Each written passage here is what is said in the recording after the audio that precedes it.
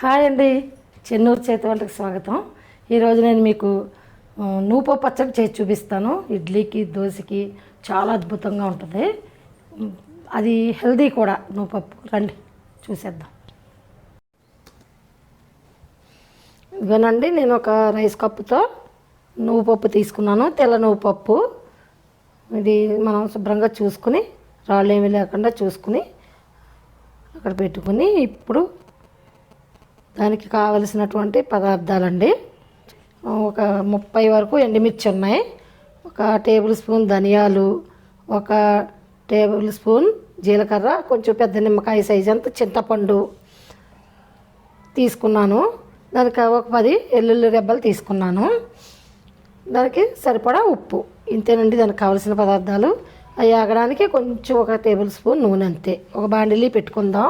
Gas వెలిగించుకుని ఇది వేడెక్కే లోపల మనం ఇదిగోనండి నువ్వుపప్పు అందులో వేసుకుందాం.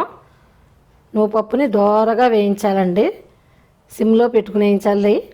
అసలు మాడనివ్వద్దు, చాలా దగ్గరే ఉండాలి. అసలు ఒక అడుగు కూడా కదపొద్దు. అక్కడి నుంచి చక్కగా గోల్డెన్ బ్రౌన్ కలర్ వచ్చే వరకు వేయించుకుందాం. తొందరగానే వేగిపోతుంది నువ్వుపప్పే కనుక. అదిగోనండి కలర్ వచ్చింది, చూసారు కదా. గోల్డెన్ బ్రౌన్ కలర్ వచ్చింది, మంచి కలర్ వచ్చింది, మంచి స్మెల్ కూడా వస్తుంది. ఇదిగోండి, ఇప్పుడు అది వేరే ప్లేట్లోకి ట్రాన్స్ఫర్ చేసుకుందాం. ఎందుకంటే మనం ఆయిల్ ఏమి వేయలేదు. ఇప్పుడు ఉట్టి నువ్వుపప్పు ఒక్కటే వేగించి పెట్టుకున్నాం.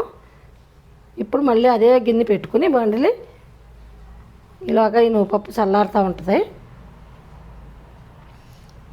అందులో ఒక టేబుల్ స్పూన్ కూడా అక్కర్లా, మనకి మిర్చి ఆగడానికి సరిపడా ఆయిల్ వేసుకుందాం. ఒక టీ స్పూన్ అయితే సరిపోతుంది. ఇందులో మనం ధనియాలు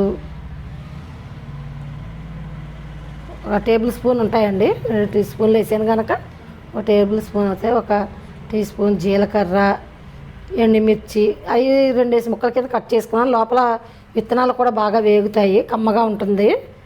లోపల గింజలు కూడా వేగితే మనకి చట్నీ మంచి టేస్ట్ ఉంటుంది.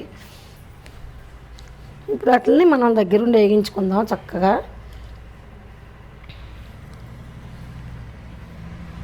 ఇలా కలుపుతా వేయించుకున్నాం అనుకోండి, చక్కగా ఉంటుంది.